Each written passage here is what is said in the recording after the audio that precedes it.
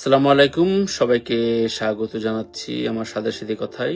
জাতীয় চলচ্চিত্র পুরস্কার 2023 ঘোষণা হলো। 2026-এ আমরা কথা বলছি জানুয়ারি প্রায় শেষ পর্যায়ে। যাই হোক, দীর্ঘদিন আলোচনা হচ্ছিল যে জাতীয় চলচ্চিত্র পুরস্কার কেন ঘোষণা করা হয় না, এবং বেশ কিছু ব্যাকলগ পড়ে গেছে। ইনফ্যাক্ট অন্তর্বর্তীকালীন সরকার আরো 1 বছরের জাতীয় চলচ্চিত্র পুরস্কার ঘোষণা দিতে পারতেন। এনিওয়ে 2023-এর যে ঘোষণাটা এসছে তাতে প্রথমবারের মতো প্রথম ছবিতে সুড়ঙ্গ তাতে অভিনয় করে পেয়েছেন আফরান নিশো সেরা অভিনেতা হিসাবে। এটা অবশ্যই ডিজার্ভ একটা পুরস্কার, কারণ সুড়ঙ্গে আফরান নিশো যে অভিনয় করেছে তা অনবদ্য। তবে আমি প্রত্যাশা করেছিলাম যে অ্যাজ এ ডিরেক্টর হিসেবে রায়হান রাফিকে পুরস্কার দেওয়া হবে, কিন্তু সেটা চিত্রনাট্যকার বা সামথিং এরকম একটা ফারুক হোসেনের সাথে যৌথভাবে দেওয়া হয়েছে প্রিয়তমা এবং সুড়ঙ্গ চিত্রনাট্যকার হিসেবে। একটা খুশিকরণ প্রক্রিয়া, কিন্তু রায়হান রাফির হয়তো পুরোপুরি মন ভালো থাকবে না এটাতে, স্বাভাবিক। তবে খুব ভালো সংবাদ যে তারেক মাসুদ আজীবন সম্মাননা পেয়েছেন। তারেক মাসুদকে এতদিন জাতীয় চলচ্চিত্র পুরস্কারের সম্মাননা দেয়া হয়নি, এটা একটা বড় প্রশ্ন কিন্তু আমাদের এখানে।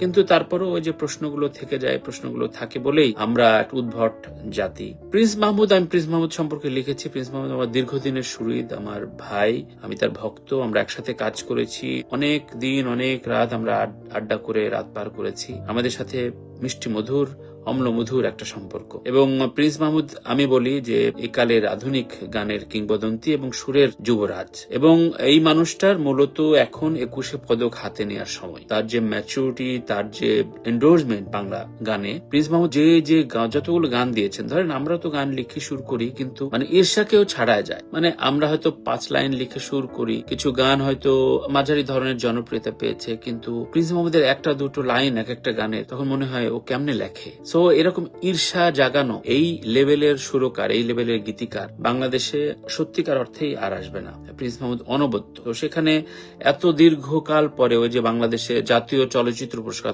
চলচ্চিত্রে আপনি কাজ না করলে কোনো ফরম্যাটে ন্যাশনাল কোনো অ্যাওয়ার্ড পাবেন না। এটা একটা দুঃখজনক বিষয়। এটা আমি বারবার বিভিন্ন রকম প্ল্যাটফর্মে, ফোরামে বলেছি যে আপনারা গান সমৃদ্ধ হয় অডিও ক্যাসেটে, স্টেজে, তাদের ইপিতে, এখন ইউটিউব সার্চিং এ হয় কন্টেন্ট, একটা গুড কন্টেন্ট এখন গান, সেখানে কোথাও জাতীয় পুরস্কার নাই। শুধুমাত্র ফিল্মে গান করতে হবে। ফিল্মে দেখা গেল অনেক মানুষের ফিল্মে কোনো গানই নাই, গান করতে ওর আগ্রহই হয় না, কিন্তু একটা ন্যাশনাল অ্যাওয়ার্ড নেওয়ার জন্য তার গান করতে হয়। যাই হোক, আমি যদি বলি আমি ন্যাশনাল অ্যাওয়ার্ড পেয়েছিলাম, আমি 8ম ছবিতে আমি একটা দুটো করে গান লিখছিলাম। 8ম ছবিতে মায়া দ্য লস্ট মাদার, মাসুদ পথিকের ছবিতে সঙ্গীত পরিচালনা সুরকার হিসেবে পেয়েছি। তো প্রিন্স মাহমুদের এই পুরস্কার প্রাপ্তিটা সত্যি আনন্দের। আর একটি আনন্দের বিষয়, আমার ব্যক্তিগত আনন্দের যে বিষয়টি বলছি, আমি সোমেশ্বর অলিকে বলি আমি এই সময়ের সবচেয়ে ফাইনেস্ট একজন গীতিকবি, এবং ওর যে শব্দের ধার, মানে তার ধারে কাছে বাংলাদেশে এখন কেউ নাই। খুব স্পষ্ট এবং খুব বাজি লেগে বলা এই কথাটা, যে তার ধারে কাছে শব্দের যে ধার, আর কেউ এরকম এত ধারালো শব্দ কেউ লিখতে পারে না বলতে পারে না। তো যাই হোক, সকলকে অভিনন্দন। অবন্তী স্মৃতি পেয়েছে, বালাম পেয়েছেন, এবং অন্যান্য ক্যাটাগরিতে তো সবাই অলরেডি লিস্টে জেনেছেন। অর্ষা পেয়েছেন।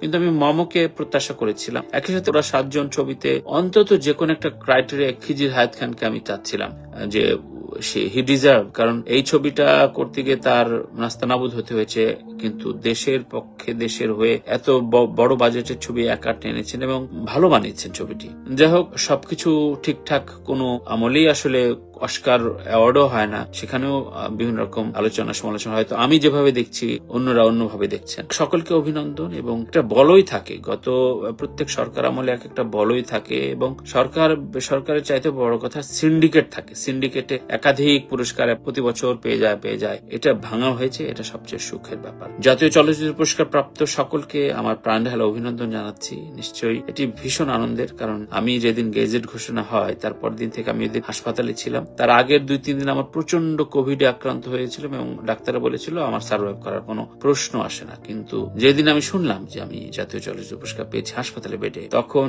আমাকে জানালো যিনি, আমি যেন নতুন জীবন ফিরে পেলাম। মানে আমার কি একটা অদ্ভুত অনুপ্রেরণা জাগে। একজন শিল্পী, সৃজনশীল মানুষ আসলে একটা অনুপ্রেরণা চায়, একটা অস্পৃশ্য প্রশংসা চায়, তার কাজের সম্পর্কে বাহ এগিয়ে যা, এই বিষয়গুলো চায়। এই বিষয়গুলোই আসলে সবচেয়ে বড় বিষয় একজন শিল্পীর ক্ষেত্রে। তো সকলের দারুণ আনন্দক্ষণ নিশ্চয়ই। অভিনন্দন এটুকু জানার জন্যই আমি লাইভে এলাম। ভালো থাকুক, ভালোবাসুক সবাই, শুদ্ধ সংস্কৃতির সাথে সকলে সম্পৃক্ত হোক। আল্লাহ হাফেজ।